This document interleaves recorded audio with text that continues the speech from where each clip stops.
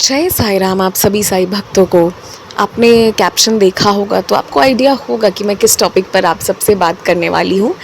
और मैं आपको सबसे पहले एक छोटी सी घटना बताती हूँ। अभी आई थिंक ये 2 हफ्ते पहले की बात है। मैं एक प्रोजेक्ट में थी, तो जो शुरू के 2 दिन थे ना, मैंने बहुत एवरेज परफॉर्म किया, ठीक है।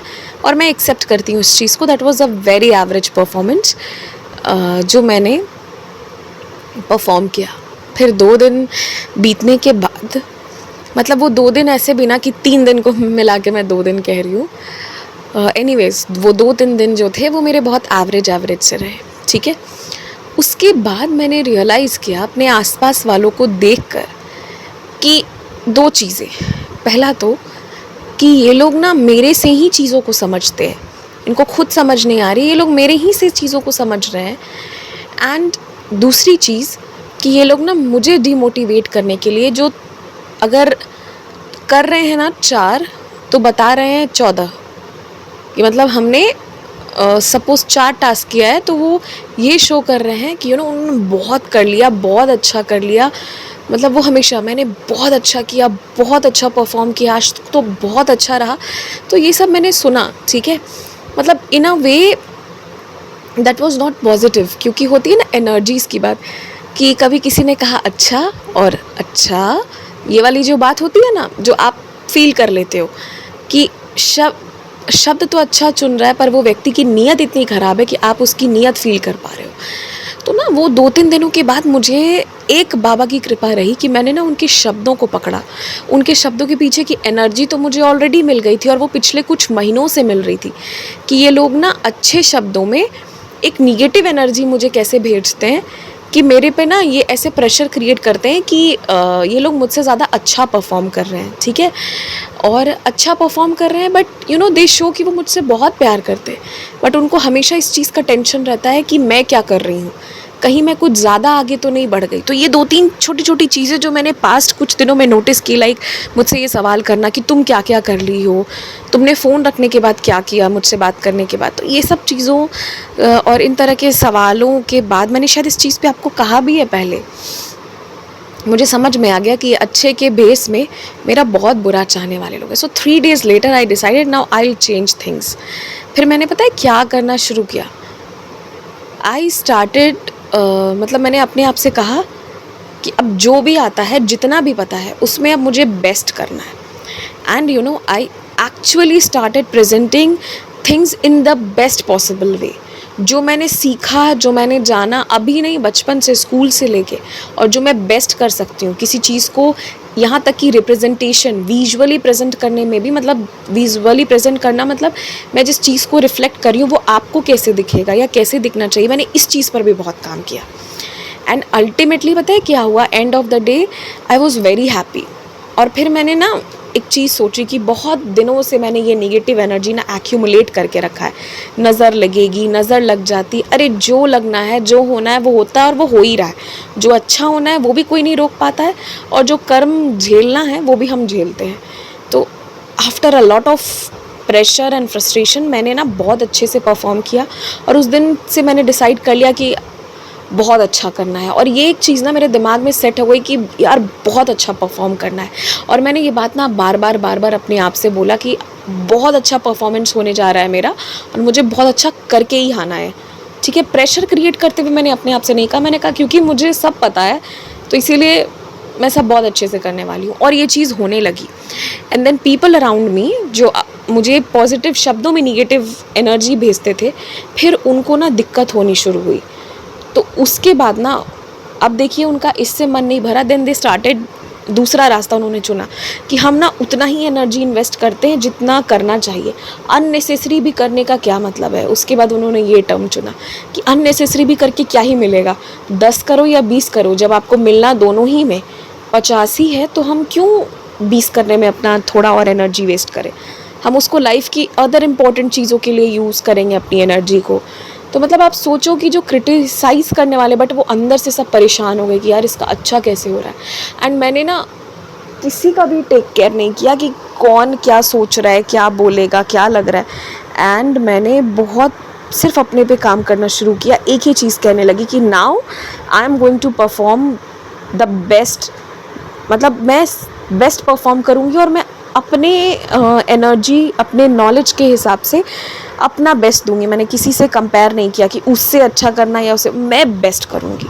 मैं बस अपना सबसे बेस्ट दे रही हूँ और मेरे सेटिस्फैक्शन के लेवल पर काम फिर मैंने करना शुरू कर दिया जैसे ही मैंने ये वर्ड्स बोला। और जब आप सेटिस्फाइड होते हो ना किसी चीज़ से, तो वाकई उसके रिजल्ट्स बहुत अच्छी होती है। तो ये ज़्यादा नहीं, 2 हफ्ते पहले की बात है। तब मैंने 2-3 चीज़ों को नोटिस किया और मैंने सोचा कि मैं ये चीज़ आपके साथ ज़रूर शेयर करूँगी कि आपके आसपास ना कई सारे लोग ऐसे होंगे। कुछ लोग तो सीधा ही आपको डिमोरलाइज़ करेंगे और कुछ लोग सीधा नहीं करेंगे, वो टेढ़ा डिमोरलाइज़ करेंगे, ये कहकर कि अननेसेसरी है, इतना करने का ज़रूरत ही नहीं है, दिस इज़ शेयर वेस्टेज। तो ये सब भी ना आपको खुद देखना है कि लोग क्या बोल रहे हैं, क्या कर रहे हैं, इससे आप अफेक्ट मत होइए। और मैंने पहले भी कहा है, and it's just a kind of reminder कि ना अपने लाइफ के इस साल ख़त्म होने से पहले सोच लीजिए कि आपको अपने लाइफ का वो हीरो बनना है ना कि आप अपने आप से ही मोटिवेट हो जाओ कि you know I have done something great, जो और कोई नहीं कर सकता था। भाई मैंने जो औकात दिखाई है अपनी, ऐसा कोई कर ही नहीं सकता था। ये चीज़ आप मतलब अपने लाइफ के हीरो ना आप खुद ही बन जाइए। Imagine just for a moment कि आपने इतना अच्छा परफॉर्म किया किसी भी चीज़ में, किसी भी फील्ड में, किसी भी चीज़ को लेकर, कि आप खुद ही से अब मोटिवेट होते हो अपनी ही एक्टिविटी से कि भाई मैं यहाँ थी और मैं यहाँ से यहाँ गई। जिस दिन आप अपने आप से मोटिवेट होने लगोगे ना, हाँ, मतलब आप सोचो कि आप लिमिटलेस हो जाओगे, आपको कोई पीछे रोक नहीं सकता। और ये किसी भी फील्ड के लिए है। बहुत सारे लोग जो अभी वेट लॉस जर्नी में हैं, जो लोग मुझे मैसेज करते, मैं उनको भी ये चीज़ कहती हूँ, आप किसी से तुलना करने मत जाओ। आप अपने आप को देखो, आप कहाँ पर हो, एंड अपना ना एकदम बेस्ट वर्जन बन जाओ। जो भी लोग जो भी कर रहे हैं, क्योंकि यहाँ पर बहुत सारे एज ग्रुप के लोग, बहुत तरह के लोग मुझे सुन रहे हैं, तो जो भी इंसान जो कर रहा है, जहाँ पर है, you become the best version of your self. अगर आप होम मेकर हैं तो आप होम का ना बेस्ट मैनेजमेंट करना शुरू करिए कि कम से कम रिसोर्सेज में ज़्यादा से ज़्यादा सुंदर तरीके से चीज़ों को कैसे करना है, कैसे मुझे घर को पॉजिटिव, सुंदर, क्लीन, हैप्पी बनाना है। एकदम डूब जाइए, जीवन के नशे में ऐसे डूब जाइए ना। और जब आप इस नशे में डूबेंगे ना, तो जैसे लोग पॉजिटिव शब्दों को यूज़ करके निगेटिव बताते हैं ना, वैसे ही नशा भी एक बहुत जिसे निगेटिव वर्ड कहा जाता है, ये आपके लाइफ में पॉजिटिव काम करेगा। जैसे इस चीज़ का नशा हो जाए कि मुझे अपना बेस्ट वर्जन बनना है, तो वो बहुत सुंदर हो जाएगा। अपने ग्रोथ के लिए काम करिए। सैडली पर बहुत सारे लोग एक पॉइंट पे रीच कर जाते हैं, एक जगह पे पहुंच जाते हैं कि एक लाइफस्टाइल मिल गई है, तो वो आगे ग्रो करने का नहीं सोचते हैं कि खाना मिल ही जा रहा है, कपड़ा मिल ही जा रहा है, घर पर एक एसी, कूलर, पंखा, फ्रिज है ही, चल जा रही है, कट जा रही है जीवन, तो ठीक है, कोई बात नहीं, 4 चक्का भी एक है ही और एक ठीक ठाक जीवन चल जा रहा है, तो बस चला लेना है। ये बस चलाने वाला जो है ना, अगर इस कैटेगरी में आएंगे तो जैसे तैसे निकल ही जाएगा, पूरी दुनिया का निकलता है। लेकिन अगर आप उस पागलपन के साथ जीवन को जीना शुरू कर देंगे ना कि नहीं यार अब बहुत हो गया, अब कोई कॉम्प्रोमाइज़, कोई रिग्रेट नहीं, अब restart, reshape, rebuild and the best version बनना है, तो आपके पास ना ज़्यादा आगे जाने का और ज़्यादा चीज़ों को एक्सपीरियंस करने का और ज़्यादा सक्सेसफुल होने का मौका मिलता है। क्योंकि लोग वहाँ तक पहुँचना ही नहीं चाहते हैं। ग्रोथ मुझे करना है, मुझे ग्रो करना है, इस चीज़ के बारे में लोग बात ही नहीं करते हैं। सब बस एक लाइन तक पहुँचते हैं और फिर वहाँ पे रुक जाते हैं। और अगर आप उस लाइन के वहाँ उस लाइन तक थोड़ी भीड़ आपको मिलेगी, और जो हमेशा मिलेगी, वहाँ सब मशक्क़त करते रहेंगे, उस लाइन को मेंटेन करना है सबको। पर उसके आगे जब आप जाएंगे ना, तो चीज़ें बहुत ईजी बीजी हो जाएंगी। वहाँ पे आपको इतनी मशक्क़त नहीं करनी होगी, बस वहाँ पे आपको डिसिप्लिन रखना होगा। तो अपने लाइफ को ना एकदम सुंदर से रीशेप करिए। आप सभी लोग, जो भी लोग होम मेकर्स हैं, मैं उनसे कहना चाहती हूँ, अपने हेल्थ के लिए, फिज़िकल हेल्थ, मेंटल हेल्थ के लिए काम करिए, अपनी हॉबी के लिए काम करिए। और ज़रूरी नहीं है कि हर इंसान जो है ना उसको फाइनेंशियली और ज़्यादा इंडिपेंडेंट बनना हो या उसको पैसे कमाने ही हो। ठीक है, तो वो आपकी चॉइस है, लेकिन अपने लेजर टाइम को, अपनी पसंदीदा चीज़ों को और अच्छे से करना शुरू करिए।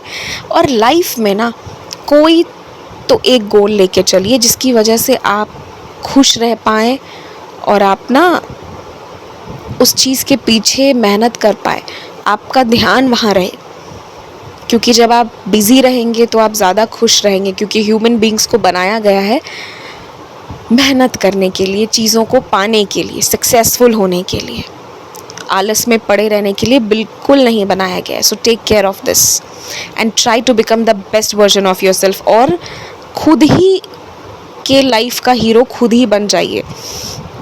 जहाँ 10 सोचा है ना, वहाँ 100 अचीव करने के पीछे चलिए और आप पहुँच जाएंगे। भीड़ ज़्यादा नहीं है लोगों की, बस रोकने टोकने वाले लोगों की भीड़ है।